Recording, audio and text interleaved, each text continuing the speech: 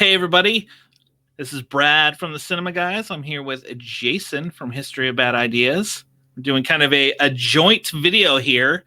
If you're on History of Bad Ideas YouTube, you're watching this from there, or on the Cinema Guys YouTube. So it's going to be in both places. But we were in the making. Yeah, we were given copies of Nail in the Coffin from Epic Pictures and we thought, let's watch it and talk about it, because you're a wrestling fan, been a wrestling fan for many years. See that? And I watched wrestling when I was like a little kid, but I really haven't watched it much since. Okay. So you have a little more history with this character of Vampiro than I do. Yes. So he was a character that I knew nothing about except for his 3 years in WCW back in the mid-90s. I didn't realize that he made $6 million on a 3-year contract. So I had no idea who he was. He came in, and like the documentary said, WCW never really gave him a big entrance. They never pushed him. So when he was in there in WCW, I thought he was just a mid-level guy. I never knew anything about him. Was he just kind of like one of those side guys that you kind of see do a match every once in a while, and you're like, well, that guy's probably going to lose? Yeah, and back then WCW had a 3-hour show, and then they had on Mondays, and then they had a 2-hour show on Thursday. So you did see him because basically they had to fill 5 hours worth of wrestling each week. So you saw him, but he was never in like the major feuds. I didn't have an issue with him. I kind of thought of him as more of an ECW, like the extreme hardcore wrestling, which obviously based on this documentary, you saw he did that in Mexico. But I never thought he was a huge star because he was never presented as that in WCW, which doesn't surprise me because WCW screwed up a lot of things. If you weren't named Hulk Hogan, Scott Hall, or Kevin Nash. So, but yeah. So this documentary, I really enjoyed it because as a wrestling fan, I knew nothing about him. So I loved the Mexican wrestling stuff that he went to, the lucha wrestling, and seeing the footage of that was really good too. Like I said, I watched wrestling as a kid. I knew nothing of him, like even before seeing this. So all of this was new to me. I didn't even know he was in the WCW or any of that backstory. So for me, it was all new, the entire story, and I loved it. Like I liked seeing the story of he just worked his ass off to try to get somewhere, and then it became you know what, I got to do this for my daughter. I'm going to do what I can, to make sure that she has anything that she needs. I was pleasantly surprised by the twist on it, that it wasn't just about him. It was more about how he had to do something, like you said, for his daughter to provide for her. Because he's living in Canada. He goes down to Mexico because he's the head booker of AAA wrestling down there. Yeah. And so he goes down there Thursday through Sunday, comes back Monday, and then goes back down on Thursday or Friday, whatever day it was. So he wasn't there much, but he had to do it because he had to provide for his daughter, his teenage daughter. Which I find kind of crazy that he makes a commute from Canada to Mexico every week. When you want to live, move to Arizona, move a little closer. That he lived there, but he said it wasn't a good environment for his daughter, and his daughter was like, "I want to get the hell out." That's fair. I agree with you. That's a hell of a commute. It is. Because I forget what, Thunder Bay. It was Thunder Bay, Canada, which is not a populous town. So you're going somewhere for an airport. And then I was like, geez, Pete. But I like the behind the scenes stuff. And so I really wish they would have done a little bit more on that, like with his booking and that. A little bit more of like him now, what he does now, or from his career of a little bit more now. Like you saw in the beginning, in the middle, well, you saw throughout the thing, like he was talking about, Triple Mania, which is their big show down there. It's like their WrestleMania, and how he booked it a year in advance and all that. And you saw some of the behind the scenes wrestlers, and you saw that dickhead Jeff Jarrett. Oh my God, I can't stand that guy. And so you saw him and like how they were talking and that, and I liked some of that, but I wanted a little bit more on it. I completely see where you come from, because there is a lot, like when he really got into it, of like running the show and how the behind the scenes goes, and how like just pissed he was getting of like things weren't going how they're supposed to, and just like amped up. Like I did really enjoy that stuff, but I also enjoyed that story of him, since I didn't know him, and just how like Mexican wrestling, how crazy it can get. Like it's like a no holds barred, like, you know what, I'm just putting my body out there, and you know, whatever happens to it happens. I think it's gotten better because people understand that you can't take 17 headshots with a chair. Yeah. But it is a whole different world down there with the wrestling, with the lucha wrestling. Oh yeah. And it shows in this, his body is just beaten, and he, you know, it's tough for him to move because of some of the things that he just did so he could survive in this career. He reminded me of, from a football standpoint, Jerome Bettis. Like after his football playing days, he could barely walk up the steps. He can barely move. Like him, Vampiro, with his daughter, when they were leaving the restaurant and they were walking to her car to leave, and he could barely get down the curb. And it's like, oh my gosh, like you see how much. And what did he say? He had over 24 concussions, and his doctor's like, stop wrestling. Stop. And even with that, I mean, he still gets in there and does, you know, shows. Like he'll come out for, you know, a segment or whatnot, and just like, you know, I'm just gonna shut it off, and the pain doesn't matter right this second. I have a character that I have to portray that people love. He became a huge fan down there, didn't he? Like a huge star. Yeah. And I didn't know much about his background with his feud with Conan. I always forget his name. Conan. Okay. Yeah. And Conan was another guy that came into the WCW, and that's how I knew about him and ECW. But like, he wasn't presented as a huge star, but he was still a notch above Vampiro in WCW. So to see that those two guys were like the Hulk Hogan and Ric Flairs of Mexico was kind of an interesting take on it. And I didn't even think of it that way until you just said it. I was like, that makes sense. They were just very similar like that. And like Vampiro is the younger guy coming in. Conan didn't want to. And Conan had a freaking lion at his house. Can we talk about that in the footage from like the 1990s? He had a lion at his house. Although, you know, after watching the Tiger King, everybody's like, yeah, why cool. not? Not to go political, but supposedly Trump might be pardoning Joe Exotic. I can get behind that. Please go ahead, just pardon Joe Exotic, because I want to see the mess that happens with this. I want more tigers. Come on, let's go. Let's do it. That's all I want. But no, I mean, it was a good history of Vampiro and just Mexican wrestling in general. It absolutely was. And it didn't dive a lot into his WCW days, because he wasn't there for many years, was he? No, 3 years, yeah.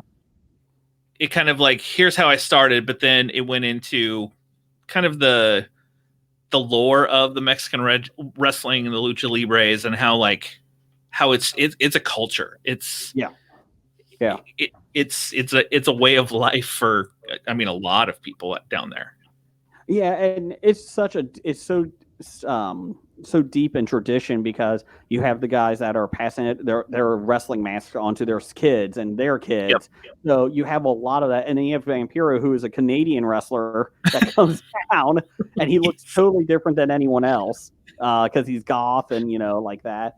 I like, what was he, the Canadian Vampire for a second? His name was the Canadian Vampire. And so I thought that was kind of humorous, but he was basically just wearing like Misfits makeup and just that's all. I just like that. Well, the vampires are scary. Let's make him Canadian, because that's really scary. It's even scarier because they're way up there, so we don't know much about them, and they can survive in the cold. That's why he's so pale. But I mean, the story, I mean, was really well done. I enjoyed it a lot. I did a review, and a written review for nerdly.co.uk. And the one thing that I had issues with was there was no ending. That was the thing. It was a very abrupt ending. And again, I don't know how you do the ending to it either. No, yeah, because it just kind of got to this is his life. This is how he does it, and it just kind of ends with that somber. He's diagnosed with early onset Alzheimer's. Yeah. So and it just kind of leaves you with that, and you're just like, oh, after all this, and you're like, man, that sucks. So the director, Michael, I'm going to screw up his name. P-A-S-Z-T. Past. I'm going to screw it up. Anyways, he actually reached out. That's what I was looking at here.